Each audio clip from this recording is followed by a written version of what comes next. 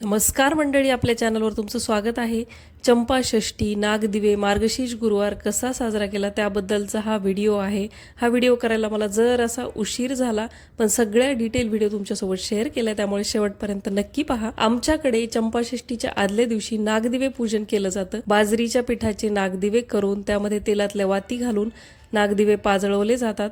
देवाचे 5 आणि घरातल्या सगळ्यांचे 5-5 असे नागदिवे केले जातात. बऱ्याच ठिकाणी पेढा, बर्फी सोबतच सोनपापडी याचा सुद्धा आपला आपला एक नागदिवा ठरवलेला असतो. दरवर्षी त्यावर वाती लावल्या जातात. नागदिवे झाल्यानंतर दुसऱ्या दिवशी आमच्याकडे देवाला वांग्याचं भरीत, कांद्याची पात घालून आणि बाजरीची भाकरी हा नैवेद्य असतो. दुसऱ्या दिवशी सकाळी लवकर उठले, देवाची पूजा केली, देवाला नैवेद्य दाखवला. मी सुद्धा थोडं खाऊन घेतलं आणि दुपारच्या वेळी एका वेगळ्याच तयारीला लागले. आमच्याकडे 2-3 कपल म्हणजेच मित्रमंडळी येणार होती. त्यांना आमच्याकडची मिसळ मी बनवलेली फार आवडते, त्यामुळे 6 ते 7 जणांसाठी मिसळपाव करायला घेतली. सगळ्यात पहिल्यांदा ग्रेव्ही बनवून घेतली. 5-6 कांदे, टोमॅटो, अद्रक, लसण सगळं आधी कढईमध्ये थोडं हलवून घेतलं. थंड झाल्यानंतर त्याची पेस्ट बनवली.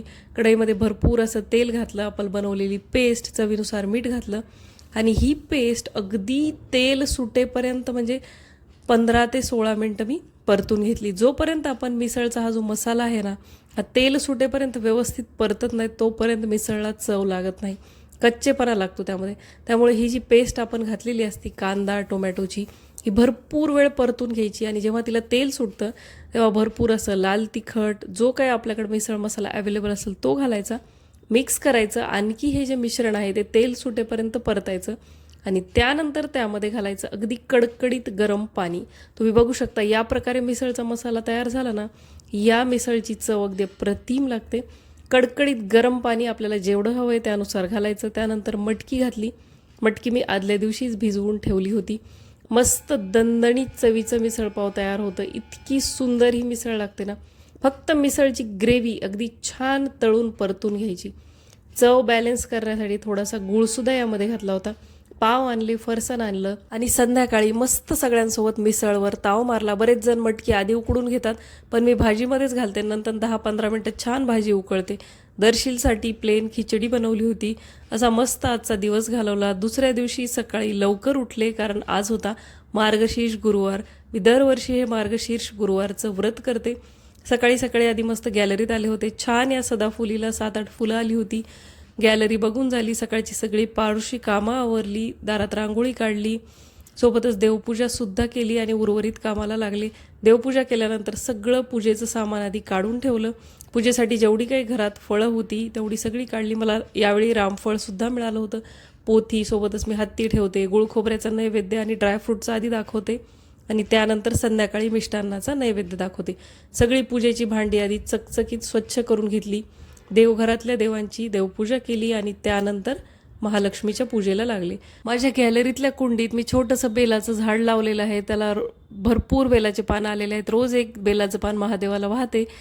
त्यानंतर आज महालक्ष्मीची पूजा होती म्हणून देवघरातला मंगल कलशसुद्धा व्यवस्थित घासून त्यामधलं पाणी बदलून घेतलं. तुम्ही बघू शकता किती छान अगदी प्रसन्न दिसत आहे. यथासांग अशी देवाची पूजा केली आणि त्यानंतर महालक्ष्मीची पूजा करायला घेतली. देवघराच्या बाजूलाच मी जेव्हा देवघर बनवत होते तेव्हा चौरंगाच्या मापाची मी बाजूला जागा सोडून घेतलेली आहे. त्यामुळे जेव्हा छोटीशी कोणतीही पूजा करायची असते, लक्ष्मीपूजन असो, गुरुवारची पूजा असो, दुसरी कोणतीही पूजा असो, ती मी देवघराच्या बाजूला चौरंग मांडून करते. इथे मी नारळाला मळवट भरायला सुरू आहे माझं. हळद आणि कुंकाचा मस्त मळवट भरून घेतला. देवघराच्या बाजूला चौरंग मांडला. स्वच्छ जागा पुसून त्यावर रंगीत कोरं कापड आतरलं. देवी लक्ष्मीचा फोटो ठेवला. कलश स्थापना केली. त्यामध्ये पैसा, सुपारी, दुर्वा, हळदी, कुंकू, नागिलीचे पानं ठेवली. मळवट भरलेला नारळ ठेवला. सगळ्यात पहिल्यांदा आधी दीप प्रज्वलनसुद्धा करून घेतलं होतं. शुभंकरोती म्हणली. दिवा प्रज्वलित झाल्यानंतर कलश स्थापना केली. त्यानंतर देवीला थोडेफार अलंकार घातले, मंगळसूत्र घातलं, नथनी घातली. वर ह्या ज्या माझ्याकडे गजऱ्याच्या वेण्या आहेत ह्या मी देवाच्या मंदिरातून घेतल्या होत्या, ज्या की मी वापरलेल्या नाही आहेत. नव्या ज्या आहेत त्याच कलशावर ठेवण्यासाठी केल्या आहेत. एक मंगल कलशासाठी आणि एक अशा पूजासाठी. यथासांग अशी पूजा केली. देवीला ड्रायफ्रूटचा, गुळ खोबऱ्याचा नैवेद्य दाखवला, कहाणी वाचली, आरती केली.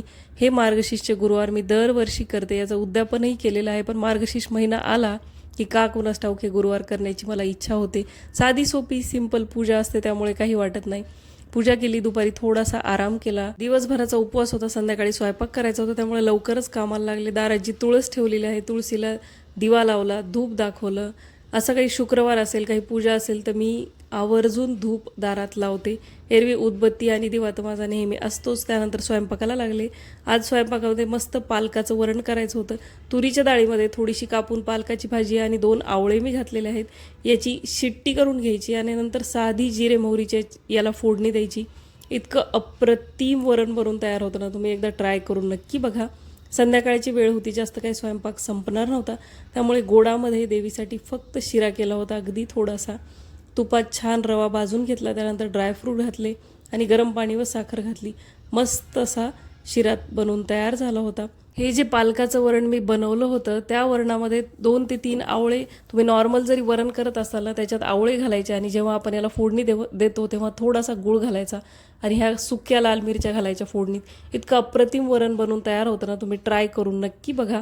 पनीरची भाजी, चपाती, शिरा, वरण आणि भात असा मस्त मिष्टान्नाचा नैवेद्य तयार होता. देवीला आधी नैवेद्याचं ताट वाढलं, वरून थोडंसं तूप ठेवलं.